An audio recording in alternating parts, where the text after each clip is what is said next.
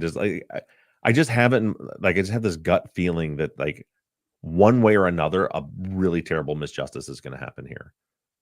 And I don't know which, what that means. Yeah. But it just like nothing about this trial is right. So here's what I'm trying to do is and I'm not having very good luck, but I tried to listen to Bob through the prosecution's side of the case because he's going to tear that apart. Right. But now I want to listen to somebody that's pro prosecution while the defense is on. Okay. Yeah. Because they're going to try to tear the defense apart. Mhm. I like that.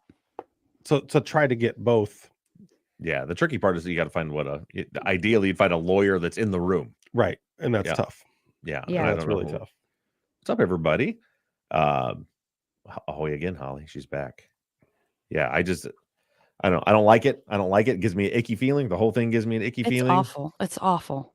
But thank goodness Bob is doing this, because I can tell you from all the media I've consumed about it, without Bob's perspective, you would have a completely different. And that's like when you were talking about like Jim Clemente and Francie Hakes. I'm like, it doesn't surprise me at all, because if they're not listening to Bob, they're not hearing any of this.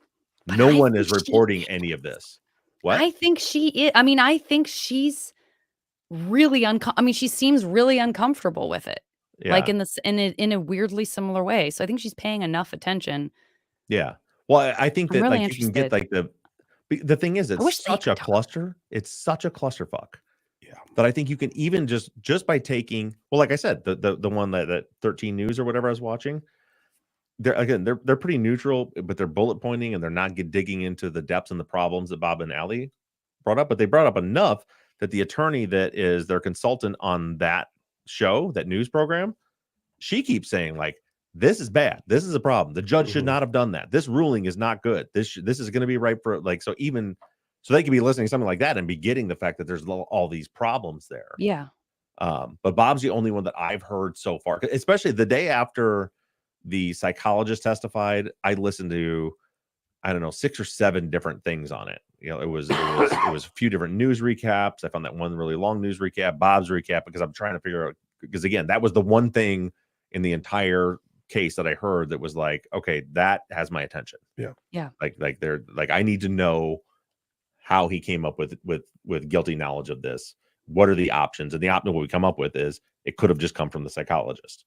I mean, I can't say that's the conclusion that I've come to, because I can't say that, but it's just strange that like we have 61 confessions, 60 of them are rambling, regardless of if they have any information that's right or right. Right. They're rambling, but then all of a sudden one has a narrative. Right. To a very specific person in a very specific time and place for a very specific potential reason. Oh, it's definitely, and I don't want to get like, don't get it twisted. Like I'm not looking at it like, oh, that one is the one that makes him guilty. I'm saying that's the only one that is interesting to me, because that is the only one that actually has the markers of a real confession. It's not to say that it's true, that it's accurate, that it wasn't manipulated. I don't know those things, but I guess what I'm saying is the rest of them mean nothing to me. Gotcha. Yeah. None of that means a thing to me. That's the only one that I'm concerned with. And it still doesn't match anything. It only matches a thing that the state is saying it matches they've never had it match before. So they're still like, oh, hold on, wait, we might be able to make this work. So it's not like we never heard, like we didn't hear that narrative from anyone until it made sense for the state to be like, aha, yes. But see, on the devil's advocate side of it, not to be argumentative, but the devil's advocate side of it to me would be the fact that no one's ever heard that narrative before makes me, let me finish. Makes me feel like if all of a sudden he's like, okay, well, he sat down with the psych. And the other part of it to me is too, you have all the problems with psychologists, and again, I keep saying, because I feel like people are thinking that I'm like, I 100% believe this. I don't. No, I don't. I know that. But at the, aside from all the issues with that psychologist, there's also like, if there's a time where he actually would feel comfortable enough having like a full conversation, it's not going to be to a prison guard. It's not going to be on the phone, whatever. It might be with a psychologist if he's comfortable with that psychologist. So that goes back to what I was saying earlier that I didn't articulate well enough, is this other psychologist that the defense put on, what she was talking about, the codependency. Yeah. They talk about that. And literally in one of his statements, he says he's talking to the prison psychologist and says something along the lines of like, I feel like you're my wife. Like you want me to say the thing. Oh, that's what you're getting at with that. Yeah. so that's, I mean, that's another person. He's confessed to his wife, Yeah. his mother, and now the psychologist Yeah. who he has this trust in. Yeah. That doesn't mean he did. I mean, but Right. That's just something to think about. But then Mhm. also, as far as like we were talking about, as far as this narrative that never existed, it would make sense to me if they like nobody's ever talked about this van being there, whatever. Well, they have. It- They have. To be clear, it's been out there forever. It's just not the state was not saying it was. It's been on social media since the beginning. Well, right, Like but Richard everyone knew everyone had a theory that a man got interrupted by maybe Brad Weber. If, by the way, it wasn't Brad Weber who did it, which is what people also thought at the beginning. Yeah. They were like, Right, it was the- his van. He killed them.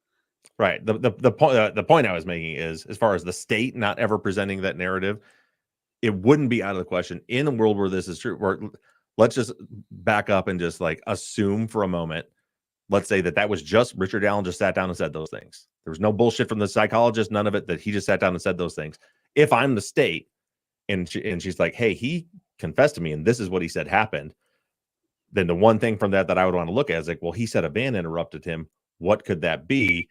And then I would go, and then you go look and like, okay, well, this person had a van. You talk to them, figure out if the timing lines up. Like it's not out of the question that would come up later, because if they were doing their job, they would want to see, could there have been a van? Because that's when we're evaluating a false confession or any confession to see if it's false. We want to see, like, are the things they saying possible or probable? So like in that world. But again, to be abundantly clear, I'm not saying that he sat down and just said that. There's other things there, but to play both. But all these things are the reasons why I say that part of it is interesting to me. That one confession, that whole narrative, and sadly, because of the way things were handled, we've got all these questions about it, and we don't know. Like, wouldn't it be nice? Like, imagine if that was a recorded conversation, and we could actually break down the statement analysis instead of somebody writing a report saying, It's maddening. "This is what he said." That's what we always say. It's like, back it up. What are you hiding? What are you hiding? I'm going to step out for 1 minute because for some reason, both of my college children both called me at the same time. So I need to see what the hell is going on real quick. And right. then Zach, and I hope everything's okay. Yeah. And Zach, Susan in the chat is reminding me too that remember how the defense got in the picture in Brad Weber's garage where he inexplicably has like a cut tree branch in there. Yeah. There's so many suspects that came up early on that were pretty plausible. It felt like, in my opinion. I mean, I feel like if they didn't clear Richard, then what? Like, what evidence do we have that they actually ruled out anyone else? You know what I'm saying? It's like, if you didn't clear this suspect, then how do I know that you did clear anyone else in any kind of real way? Or if you just had nothing and so you just like gave up and moved on. I don't know, And I can't remember I cannot remember for the life of me. At one point I knew all of this. I knew all the names and I knew all the acronyms and I knew all the people, and I've since escaped me. But like even the Ron Logan thing, I mean, he was pretty suspicious. And they just like, yep, he didn't do it. I'm like, well, the girls were on his property. He already had a false alibi, like brought up where he was. Yeah. It was proven to be a false alibi right at the, I mean, there's a lot of things. You're like, totally. I know it's hard. The whole thing's and Tony, hard. You're right. It is incredibly troubling that if he's, of course, it's the most troubling version is, as we're all saying, he did it, and Abby and Libby don't get justice because everyone did such a fucked up job that a guilty person walks free. Yeah. But I also feel like the onus is on those of us who are very concerned about the government having a lot of power and just making decisions and putting people in prison, that it is extraordinarily messed up to add another set of victims to this. Yeah. Because they may have broken beyond repair a perfectly innocent man, and certainly it sounds like destroyed the lives of his family. Oh, regardless, Brianna, unquestionably, Brianna, it's like it's just garbage. It's all garbage. Yeah, I said from the beginning, when the beginning of this trial started, I said, I hope for the girl's sake that Richard Allen is found guilty, but he's found guilty because he's guilty. Absolutely. And not just to find someone guilty. Like, for the girl's sake, I hope this is the guy. Yeah. Because I hope they caught the guy. And then they don't have to go through this again. And they don't have to go through this again. Well, and truthfully, I don't think they will. And that's either way, they're not going to have to. Yeah, if he's acquitted, I bet we never see another trial. They'll never go keep on looking. forever. They'll never keep looking. the world will go on believing Richard Allen is guilty for the rest of his life. Mm-hmm. I could definitely see that ending tragically for him. And I don't think that they'll ever make any effort whatsoever to find anybody else. The state And will do the that's thing the why states likes to do, where they just maintain, well, we had the right guy and the jury got it wrong. Bob Motta, Bob Ruff, and Francie Hakes are going to team up and solve this. I mean, they put their After head the in the fact. sand during the investigation. Speaking of which, that is one of our follow-up questions, and we should start the follow-up because it's just in the on the Eastern time zone. The polls closed 13 minutes ago, and we start to see what the world's going to look like. I'm not looking. I'm not taking Is that anything. what your children were calling about? I'm not taking anything Is that what in. your children were calling about? Yeah, both of them. Both of them. Not about the election, but they were like, Bella's called me like 3 times today, just like asking questions about different things and what's happening. And yeah, with the election. And so was Quentin. And that was Quentin calling me about the same thing. I was like, I thought something terrible was happening because you both, I don't know why I thought that, because they're both hours away from each other at different campuses, why they can be conspiring Somehow together they would for know some tragedy to be happening. My brain jumped to the exact same place. Side note, totally unrelated. Also, the San Francisco chief of police resigned today, which the second Brandon told me, I was like, oh shit, what did he do? Who resigned? The chief of police in San Francisco resigned today. And I'm like, Oh. who resigns on election day unless you did something so fucked up? Is that an you're elected like, position? everyone will be no, but I mean, it feels like if there's going to be a changing of the guard, that like maybe that new person is going to come in and just immediately fire him or whatever. Yeah. But it's just like, it's such a weird, like very visible move. If you're trying to just like get in front of something, it's Yeah, like, no shit. now I'm way more interested. Like, even if you just resigned yesterday, like then you no one would have resigned noticed. on November 5th. What's up? Like, I got to dig into that, you know? Crazy. Crazy. All right, we're going to wrap up this pregame show. Pregamers, thanks so much. And for those of you that aren't on the pregame, if you'd like a full hour of us yapping about Delphi, heated at times, interesting, in-depth, all of that's in the pregame. It'll come out on Wednesday. All right, bye, pregamers. Bye, pregamers. Bye, guys. That's all. I got it that time. Nailed it. I like how, I don't know if Erica edits them that way, but usually the end of the pregame is me calling you an idiot. Oh, It's usually like, bye guys, see you later. Zach, oh shit, bye guys, idiot. I like it. I like it. I like it. All right, we ready to start the big show? Totally ready. Recording. Recording. And a 1, and a 2, and a 3.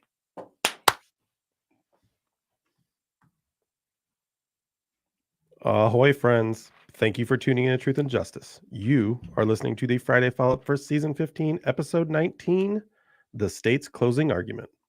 This week, Bob broke down Prosecutor Art Cotter's closing argument in the murder trial of Jody Hill. We have a lot to discuss this week, and I'm joined by Bob and Janet.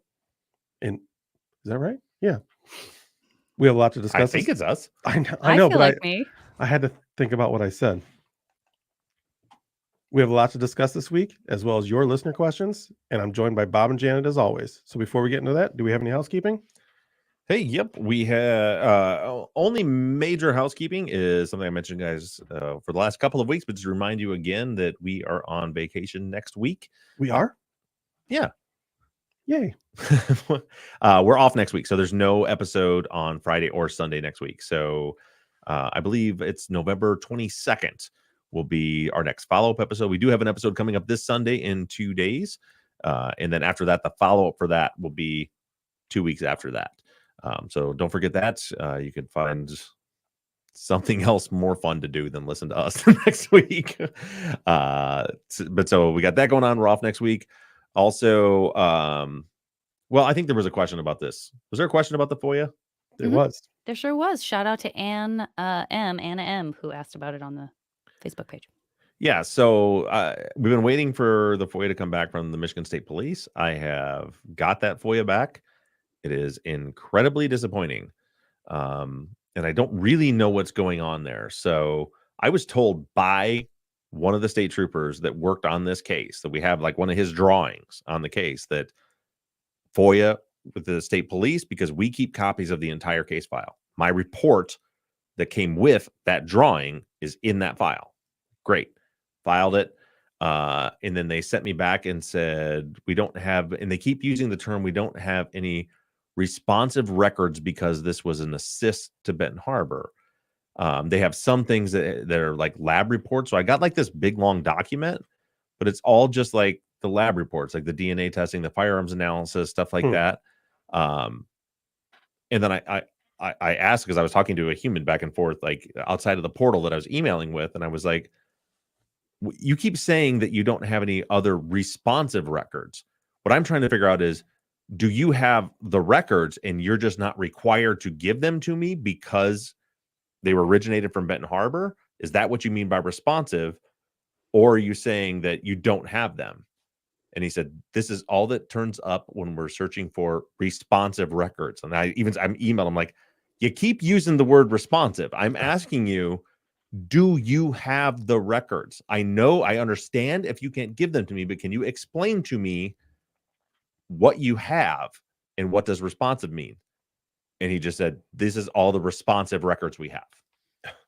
Wow, what a weird seeming Stonewall. So the things go on from there. By the way, we finally have a photo. There are pictures in there of Mario's clothing. Nice crisp colored pictures of Mario's clothing. The only pictures I've seen of this entire case file, like from like after they were taken off of him for the autopsy. Those are the only pictures that I saw in there. I need to go through it and check all the redactions and stuff, and I'll probably just publish the whole thing that they put out. I didn't see anything in it that was anything groundbreaking or new.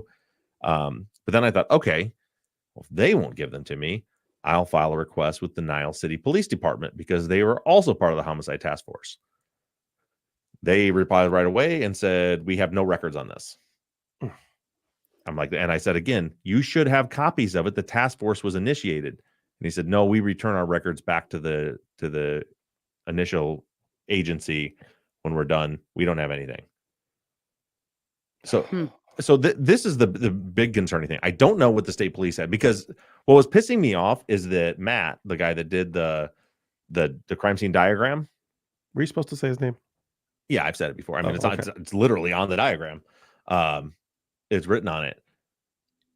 He told me that when he does those diagrams, he writes a report on them. His report is not in the case file, just the diagram is. And he said, like, that report that I wrote, because that's how it all started. He's like, well, send me the report and maybe I can explain to you more about what this. He's like, I remember the case. I don't remember the details, but if I saw my report, I could. If you FOIA my report, then you can get it. So like he made it like absolutely, they had documents that were originated with the Michigan State Police that he created that they're not giving me.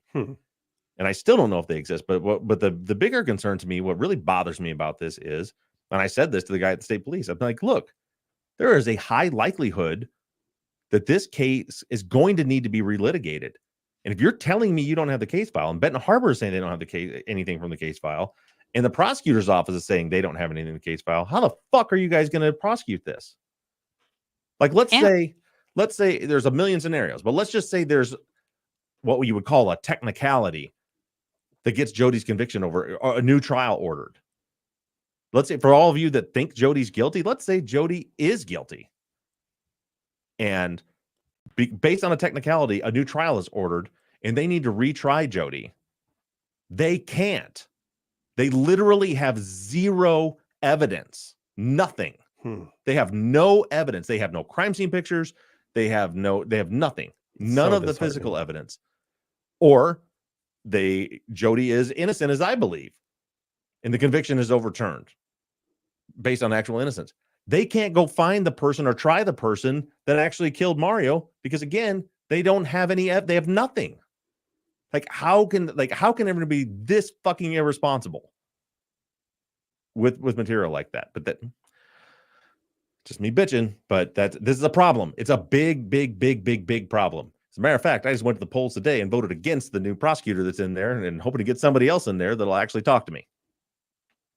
Well, so there's that. That's what voting's for. Good job. Absolutely. Right. Oh, sorry. You got to fix that, Erica. I just like, what? Why isn't anybody talking? Oh, that's my job. Let me just try to reset here for a second. I swear to God, in my mind, I know this isn't what you did, but in my mind, you were like, and that's a problem. Nobody? Really, I thought that's a problem, and then someone else would start talking, but then nobody did. Okay, so Erica, I'm gonna give you some here. There you go. Not that you'll know those are coming to know to look for them, but there they are. All right. So with that being said, let's talk about the closing argument. Did either of you go through? Oh, you know what? This just reminded me. I have not posted the closing arguments yet. I keep forgetting to do that. So no, you haven't read them yet. But based on what you guys heard on the podcast, what were your thoughts on Cotter's closing? Zach, I'll start with you. Man, attorneys are so good at this. I mean, they're really good at spinning things to fit their narrative, right? Now, there's a lot of things we know, and you presented it really well and broke it down to things that we know that were spun improperly.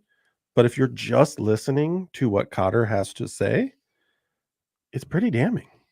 I mean, to say that Sonny Lucas says this, and I mean, just to break down every aspect that yes, Jody was wearing that coat. Sonny Lucas says that Mario said JoJo did. I mean, every little aspect as Cotter spun it to the jury as the narrative, it sells the story. His story was good. Mm-hmm. What do you think, Janet? I mean, I agree, and it is really disheartening because it just reminds you that. But it's also good because, you say this a lot on the podcast, but, when we are kind of getting all head up about all of this, and sometimes we find ourselves or we see in the chat or in the Facebook posts, like people kind of going at the jury, like, how could a jury ever convict this person? It's just always good for us to put it into a context and a perspective that allows us to revisit the idea of like, especially because we've also talked about this, like, it seems like people are paying more and different attention to what it means to be a juror, to what our legal system is and does, to what we imagine to be true about our justice system versus what seems to be the case in practice in certain circumstances, maybe more than we're comfortable with. So it's good to just be reminded, like, you know what? These people on the jury, like, they weren't given a whole lot to work with except for the story that is tied up in a neat little bow at the end by the prosecutor. And as you say in the episode, it's really hard to beat a compelling story unless you've got a really good one. Let that mean what it will, but unless you have a really good one to counter it. And that can be a scary place to be. Yeah, I'll tell you this. So you're going to hear this week, you're going to hear the defense closing and then the state's rebuttal. Yeah, when I read through this, that question has come up again, like you said, Janet, over and over again. How could the jury have convicted? How could the jury have convicted? Now, you all have heard the trial transcripts broken down piece by piece by piece. You also have had them cross-reference to, previous statements by, that these witnesses gave to police. Something that, and that's where just like White. I'll tell you this. Jody should get a new trial based on ineffective assistance of counsel, not for any legal reason I can particularly point to, but because just Ernie White was just, and I don't know if he was a shitty attorney, but he did a shitty job on Jody's case. So bad, so unprepared, and so bad leading up to this. Because there's all these things that, witnesses testify. For example, just as an example, like all the Miles testifying that DeMario was with them on the porch when Shaddis Wells came and gave us this threat. Like, that's bullshit. And that was not hard to figure out. Literally every single one of them. Glenda Miles tells the police, I was told to pass this message on to Mario. Andre Williams tells the police that, I later told Mario about this event that had happened previously. Carville, same thing. Oh, like everybody says that Mario wasn't there. And then they all got on the stand and said he was there. And White just missed it. He completely missed it, as just one example. So it was the prep leading up into this. And that opens this door for Cotter to come in and just it was a masterclass. It'll be posted by the time you hear this. I'll post it tonight, actually. But it was a masterclass. When you read the closing argument by Cotter, he tells a great story. He fudges a few things here and there, makes things seem more important than they were. But the reality is he didn't have a lot of work to do. He presented a bullshit case. The defense didn't contest hardly any of it properly. So he was able to just say, no, that case I just presented to you. Well, that's all what happened. Well, and he I mean, think about the 911 call. He stipulated to the time of the 911 call. Don't even get me started on that 911. But what I'm saying, I mean, that's another part, right? Yeah. He stipulated to a time in the phone call and the 911 call that he hadn't heard. Mm-hmm. He didn't. First of all, let's back up. He didn't listen to it before the trial. Yeah. Like that in and of itself is ineffective. Well, that's what I'm getting at. Like Yeah. he stipulated to something in that phone call that he didn't listen to the phone call. Mm-hmm. And then that became the state's narrative. It became his. I'm getting ahead of myself for next week or for Sunday's episode, but it became part of his goddamn narrative. Oof. This time that he stipulated, this miraculous time that he just decided was the time. Mm-hmm. But yeah, I mean, as far as like most lawyers say, the term I always hear, best story wins. And it was like he told a story that made no sense. And he did it systematically. You know, as he went through and pointed, you know, here's all the reasons why we know Jody committed the robbery. Here's all the reasons why we know Jody wanted to silence him. Here's the reasons that we know that Jody was the one that committed the murder. You know, Victoria's testimony and Lenny Williams, and that's the stuff where he's fudging stuff, right? DeJuan James, that black and gray could be this Michigan jacket that could be black and gray. It's like bullshit. It could be. It's not even close. And anyway, you know, but he doesn't say that. Obviously, he just says, you know, of course it's going to look black and gray at a distance when in the dark. And Lenny Williams identified. You know, he misstated facts. You know, like Lenny Williams didn't actually say the car sound the same. He said, I don't know, similar is what he said. But anyway, but it's like, here's all the reasons why we know Jody did it. And then last but not least, here's the problems with the alibi. In the alibi, you can go ahead and believe that Jody didn't leave work till midnight because they had plenty of time. They had plenty of time between midnight and 12:40 to still get there and kill Mario. And it just leaves the jury with like, well, obviously it was Jody, right? That's what, you know, it was a really good closing argument. And just to, not to put you on the spot, but I guess to put you on the spot, sometimes, you know, when we talk about how these things happen, we talk about who's complicit in what. Do you feel that there are times when the prosecution honestly believes they have their person and that the bad actions were sort of isolated to the police and their work and what they bring to the table when a case is being prosecuted? And is this that case, if that's even possible? Or is this a situation where, in your heart of hearts, without knowing the contents of someone else's, you know, mind and soul, but based on the evidence in front of you, do you feel that that prosecutor fully 100% knew that they were railroading an innocent person? I think that the evidence suggests that the prosecutor maybe didn't know they had well, no, I can't even say that. No, I think the evidence suggests that the prosecutor knew Jody didn't do it. As evident by the fact that the prosecutor had that timesheet in their file. They made this whole closing argument about how we don't know, there's some wiggle room of the time, and they're trying to remember, when the entire time Cotter had that timesheet in their file. That's not a mistake. You know, that's not an honest mistake that they had that and then still pretended that we didn't know. The prosecutor has heard the 911 tape. Right. The prosecutor does know how long things were. And my guess is there probably wasn't a super long my guess is that 911 tape wasn't a flowing tape from beginning to end, like from Victoria's call all the way till McGinnis. They're saying they're hearing a lot of traffic. And again, we don't have the tape to see, but if they had it, we could throw it in the audio software and see where it stops and starts. Well, my guess is that it's only recording when somebody's talking on it. And so it would be a shorter time. You know, there's not long, because when you listen to the scenes like this, they're all working right there. You know, and there's this is getting really into the weeds. There's two different channels you work on. And there's an operating channel and then a dispatch channel on the radio. So the dispatch channel is one that's dispatching every single police officer to every single call, so on and so forth. Well, that line that channel needs to be open. So you switch over. Like we had the same thing in the fire room. We called it Fireground 1. Like we had our main dispatch channel. When we get on scene, we switch to Fireground 1. That's our communications on the scene. So all of that would have been moved over to a different channel. I just don't. There wouldn't be constant traffic. There wouldn't be constant talking on the radio. You try to be very limited what you're saying on the main channel, which is the one that they were recording.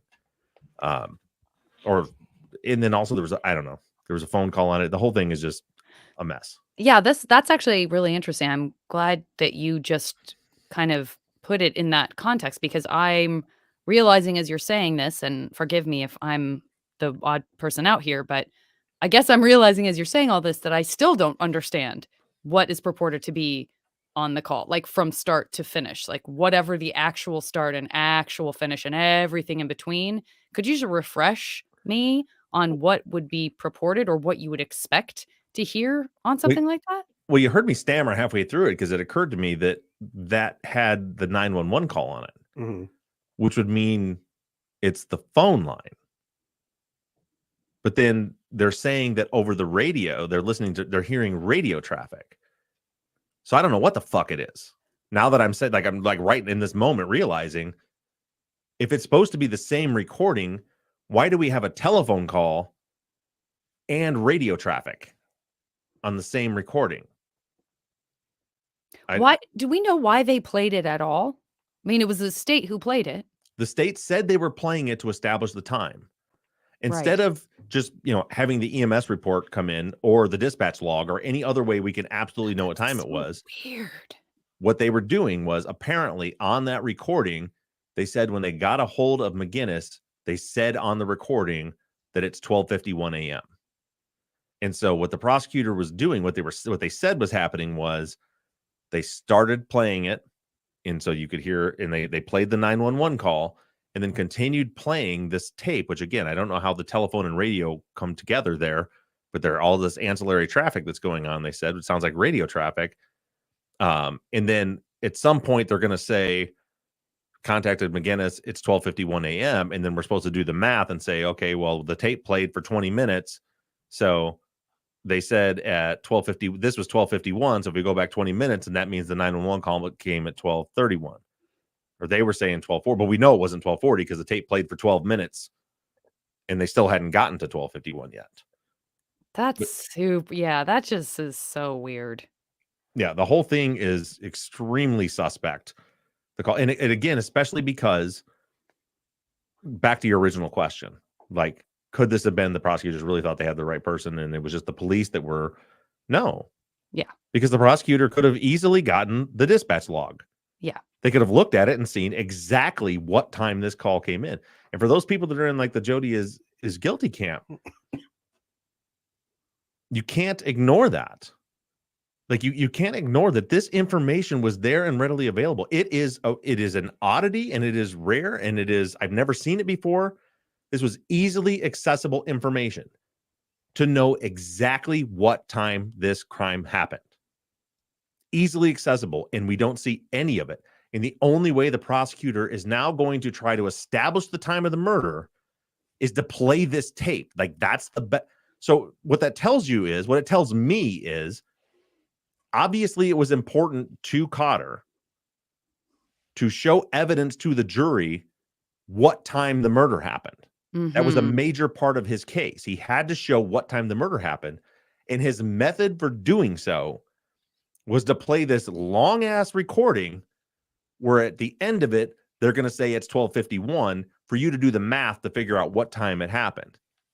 That is not the most efficient way to get that done. Shady. Did we ever talk about how they reconciled that in court as far as like the reports that say the officer was there at midnight? That never came up. That White never fucking brought it up. That's what I mean. He left this door open. I don't know that he it doesn't seem like he even read the case file. And according to Jody, White was constantly asking them throughout the trial when a witness would come up, who's that? Like White didn't even know who the witnesses were. Oh, jeez. I mean, that's like being in a nightmare. That's like one of those movies where you're watching it and you're like, oh no, this is one of those movies where everyone is against you or everyone thinks you're crazy and you're the only one who knows what's going on and no one can help you. Yeah, that is so shady. And it's interesting too, because it was important enough to them that they were comfortable playing the 911 call where it sounds like it created an opportunity for someone, in this case having to be Jody, on the stand saying, "Didn't you hear what she says on the 911 call?" Like, Yeah. if you can hear her saying, like, there's a bunch of people down there, da da da da, then I don't see why they would want to do that unless they felt they had to, because it was the only way they were going to try to get around how long something, like, what the actual time was. Do you know what I mean? Yeah, well, they had to establish, and that's my point. Yeah, they had Cotter, in order to make a case, has to establish the time of the murder. Yeah. He has to. It's something like you can't say Jody's time was not accounted for at the time of the murder if you don't know what time the fucking murder happened. Right. So he has to establish a time, and it should mean something to you, even if you think Jody's guilty, that's how he was going to do it. That's the only way he made any effort whatsoever to establish what time that happened. And again, it was a huge miss. Like, McKinney was on the stand. White should have said, "You wrote in your report that you got there at midnight." Like, there's so many different ways that this could have been attacked, and it just wasn't.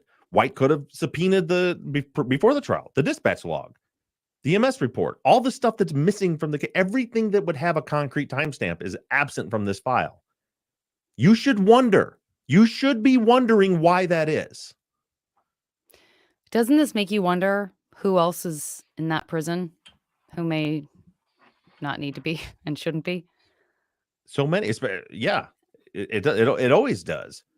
There's so many people. Anybody that's going. We just spent over an hour talking about the Delphi case, but the same thing. Like, anybody that is going to trial, like, you have to wonder. It's not common. Well over 90% of cases just get pled out. Most people don't go to trial. Like, this is an oddity. And in this case, you see, like, all this frustration we're talking about, you see it come out in Jody's testimony. When Jody gets on the stand, you can tell Jody is frustrated as hell because Jody knows that case file, but their attorney didn't. Ugh, it's chilling. Do you want to? Well, we've addressed a lot of stuff. This happens to us sometimes when we're passionately going off on kind of what's been going on and what's in the episode. But we did it. I think we just did the thing that Lauren is asking, or at least as best as we could, which was, I think this was already discussed, but can you review why the timeline of the murder isn't able to be nailed down based off 911 calls? So there you go, Lauren. Yeah. Well, they made sure it couldn't be. They made sure it couldn't be. Yeah. And then pretended it could. Yeah. And then, to be clear, it could have been. Like, when that night, like, there was no reason to play that whole tape. They literally, the same dispatch center that had that tape has a typed out, time-stamped log of exactly when that call came in. They had it. So it absolutely could and should have been completely nailed down. But instead they went through this weird horse and pony show to try to get everybody to do some math. And that's what makes me, like, again, we don't have it. It's crazy that we don't have it. But, like, I am assuming, and this is maybe my bias, but I'm assuming that tape wasn't a straight tape from beginning to end. That it was recording the entire time.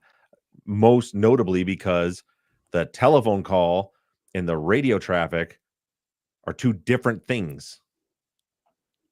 Well, that's kind of a good thing to know for a future trial, maybe, if anything ever got recovered, which is why no one would ever want you to recover it.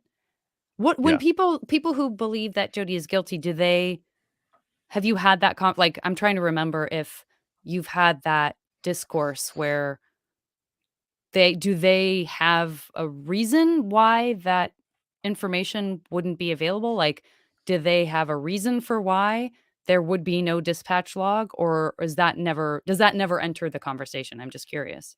As far as I know, so we were told the entire file was shredded, but there was still the original murder book, is what McGinnis called what we have. Mm-hmm. So then we got the case file from the prosecutor's office that had everything the police gave them, short of any actual evidence, but the actual documents the police gave them in their file, which had a little bit more to it than what was in the murder book that was taken out. But it doesn't appear that McGinnis ever included any of that information in the file. As far as the tape goes, I don't know, because that was a piece of physical evidence. Like, unless they shredded a cassette tape, that should still exist somewhere. But I can tell you, they're claiming to everyone, not just me, that it doesn't exist. Well, do you think it's possible that then I'm not sorry to harp on this, but we don't have too many questions, so maybe it's not a big deal. But do you think it's possible with what you've just said? Do you think it's possible that the prosecutor really was like, guys, where is the 911 log? Why don't you have it? And they're like, we just don't. We've lost it. But here's this tape. This tape is going to do everything you need it to. And the prosecutor was like, okay.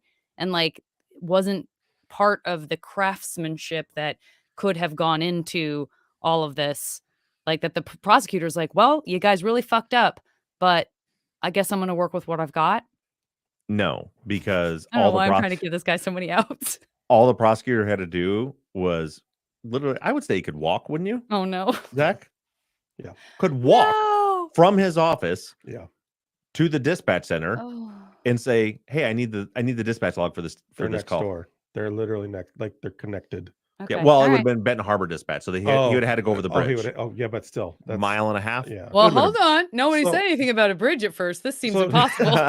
been- just thinking about this, is there a possibility that on the dispatch side, all the audio is on one, like is recorded like in one encapsulation? So like whoever the dispatch was, that phone call coming into them and their radio traffic out for their audio is just encapsulated into one thing. Possible.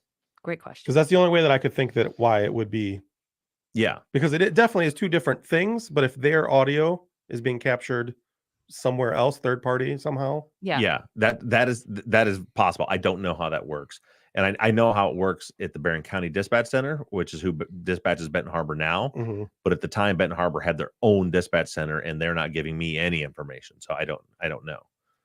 But that is a possibility that of everything they say, because they're talking through one microphone. Mm-hmm. But then I would think that, yeah, they have one headset on, so everything must be channeled in through. So maybe, yeah, that could be it. That's maybe why it's all recorded why the phone and the radio traffic is all in the same one. That's very possible. Nice. Good job, Zach. You just solved it. Maybe. Easy.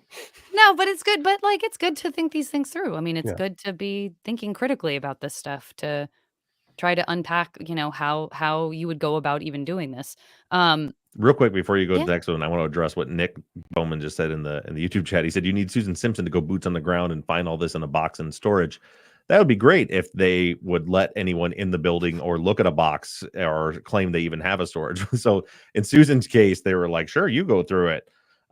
In our case, they're like, nope, it was all shredded. Nothing exists. Yeah. And also, by the way, I think Erica and I went to the police department 3 different times. And every time there was nobody there. We just stood there, rang the doorbell, right? Like we knocked on the little window where there's supposed to be like a person behind it, and nobody would come. There was a little phone you could call, just rang and rang and rang and rang and rang. We could see through we could hear people, but no one would come to the window. Ew. Yeah. Whatever, teenagers.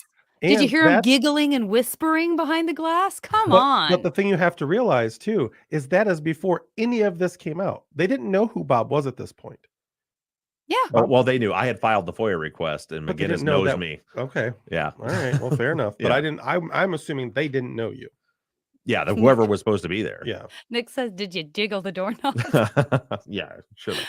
Oh my goodness. Okay. So let's look back at this other piece of something that came back to us in this episode. Tony says, can you remind us how we know Officer Sturgill's testimony was false? His own words. So his own report. So so one way, the first reason we thought, hey, this is bullshit, was first Jody said, yes, I was there. I was the one fighting over the gun. Leon was the one in the car. I'm like, well, wait a minute. So how did Sturgill identify you as the one that fled? So that was the first thing that flagged it for us, right? But there's certainly people out there who don't want to believe Jody. Then that caused us to go in and start looking at like the letters and the stuff that Leon himself wrote, where Leon had said on multiple occasions, that it was Jody was the one that was fighting over the 20 with the 22 with Mario. Literally everything said that. But then Sturgill said that it was the person in the car was who he identified as Jody. So then we started looking at Sturgill's report and saw that in Sturgill's initial report, he says that he was at the Congo church. He heard the gunshots and he drove up Broadway and then turned right onto, I can't remember the name of that, which road that was. Bellevue? It was Bellevue. That sounds right. Turned right on Bellevue, pulled up behind the car where the struggle was happening. Then in trial, he testified that he went from the parking lot out to Pipestone, which is the opposite direction, around and went west on Bellevue. So he was face to face with the car. And that's how he made the identification was he said that he pulled up face to face with the car. His headlights were shining directly on the suspect that got out of the car. When he got out of his car, he was face to face with that person because they would be on the same side of the car. But his own report shows that he was never in front of the car. He was behind the car on the opposite side. And so none of that adds up at all. He would have never been face to face with him. So his own report proves that he was lying. But then also we have what Jody said, what Leon said, I believe even what Terrence Hunter, like what everybody said was that Jody was the one that was fighting over the gun. It wasn't Leon. It wasn't Leon. So that's how we know that it was false. Thanks for the last refresher. Jordan says, and this is the last question I have about this stuff. Jordan says, Bob starts the episode saying jurors make their decision based on closing arguments. Is this just anecdotal, or are there studies and research that proves this is actually happening consistently? Example, jurors were planning to vote one way before the closing arguments and then had their minds changed by a compelling closing / summation. It's anecdotal, but it's anecdotal. That has been said to me by every trial attorney I've ever spoken with. Even, flip to the other side, right? So the prosecutors, their podcast, like they say it all the time. Defense attorneys say it all the time. Bob Mata, we talked about it. It's the same thing all the time. So it seems to be a very consistent belief amongst all attorneys. Now, it's one thing if the evidence is just absolutely garbage, just they completely shit the bed. But then the other thing to think about is just human nature, right? So the way trials are presented, and if you read the trial transcripts on our website, you see what I mean. It is a long, slow, painstaking process. A firearms analyst might be on the witness stand for 4 hours, just mind-numbing testimony. It's not like it is on TV. Do we know how long this trial was? 5 days. That's a long time. Yeah, and that's a short trial. That's a short trial. And that's a long time. But yeah, so it was 5 days, but it spanned over a weekend too. So the actual, because there was a break in there somehow, but I know that in the closing arguments they reference, like last week we were telling you this stuff. So the jurors hear all this piecemealed stuff just peppered in, and they're trying to make sense of it all, and then the defense and prosecution then come out at the end, and they put it all. That's when they put it all together for them in a tight package, and they start to reference all that evidence and tell them how it's all relevant and how it all fits together, and that's how. It really makes a difference. I think just human nature in general, why the best story wins, because, like Cotter, as I said, it was a masterclass. Cotter told a story that made no sense. It was systematic. He spoke with authority. He was powerful. There was no question in anything that he was saying. Everything he was saying is, this is what happened and this is what it means. And that's how we know it was Jody, and just boom, boom, boom, boom, boom. And all of that evidence as it spread out over 4 days of the cases in chief coming out in that last day are now all coming together into something that is a flowing narrative that makes perfect sense. And I think that's a good segue into what we got coming in 2 days. On Sunday, we're going to hear the defense's closing argument and the prosecution's rebuttal. One thing that is frustrating about our system is, on paper, the prosecution has the whole burden of truth. The defendant is innocent until proven guilty, even though I think that we know, again, that's anecdotal, but I think we know that most people see that person in the defendant's seat and they see those uniformed officers and they assume that person's guilty and they need to see him prove their innocence, even though on paper that's not the way it's supposed to work. But because the prosecution is the one with the burden, they get the final word. And think about what a disadvantage that is for the defense. So the prosecution goes up and does their whole closing argument. Then the defense gets up and makes their closing argument. The prosecution gets to take notes on everything that the defense just said, and then they get the final word where they get to rebut that stuff. They get to contradict it. They get to point out the flaws in it. They get to say it doesn't make sense and the guy's full of shit. And then that's it. The defense never gets to come back up and defend that at all. So it's like, in general, it's tough, right? The state gets the opening statement and they get they bookmark it. They get the beginning and the end. And they get to present their case in chief in first also. And they get the final word. How clear is it in jury instructions that the closing arguments are not evidence? It's clear, but again, to me, that's the same as when somebody says something on the stand, Mm-hmm. and then the judge goes, "Oh, there's an objection." The judge has sustained, and they tell the jury, "Disregard that. You're not allowed to." Well, they already heard it. Yeah, Yeah. You can't put the It's a toothpaste game back of in the make believe. tube. Mhm. Yeah. Yeah, It's like a fun little dance that we are doing, even though everyone knows. yeah. So if somebody says, "Well, the defendant confessed," and they're like, "Whoa, there was a motion in limine. You can't bring that up." Jury, disregard that you just heard that the defendant confessed. Are they really disregarding it? Are they not going? They may not say it out loud, but is that not going to play into it? So yeah, the judge is clear, and it's just like, there was no objections in this one. But even when there's an objection during closing arguments, if somebody just completely flat out misstates the evidence, which Cotter did a couple times and White let it go, even if they object, the judge will say, "Overruled. I'll remind the jury the closing arguments are not, they're not evidence." But like, really? Are they going to, and that's one of the reasons why I always say it's frowned upon to object during closing arguments. One, it's not effective.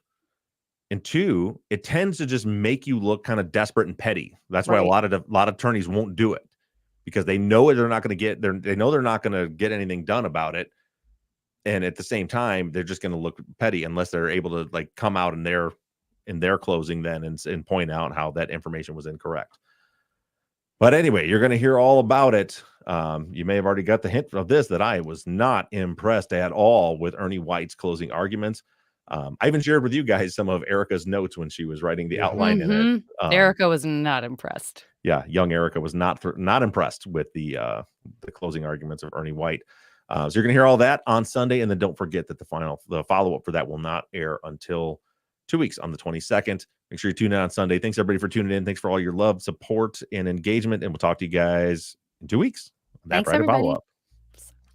Bye, guys. It's fine. It's fine. Do you usually say at the Friday follow-up? No, I don't. No, Okay. no, that was on me. That was on me. I hit stop on my record, by the way. Okay, we'll do. It's Erica Cantor's birthday today. Oh, Happy is it? birthday, Erica Cantor. I just said that like she's in I the don't chat. think she's in the chat, but Oh, well, happy birthday. I to said Erica it like she Cantor. was also in the chat. And I do have one thing I want to say about the election. A friend of mine posted on Facebook. It's for my first comment on Facebook in probably a year. He said, "Why does it feel like everyone's waiting on the results of an STD test today?" No. And I said, "Yeah, but nobody's waiting for a positive or negative. We know we have the STD. We're just trying to figure out which one we it got. is. Is it syphilis or gonorrhea?" Is this one curable or not? With that being said, I hope for everybody, I hope your candidate wins. That's all I got to say about that. Let's just everybody don't lose friends over it. That's all I'll say. Don't lose friends over it. It's all we got. Right. We got to be neighbors. Yep.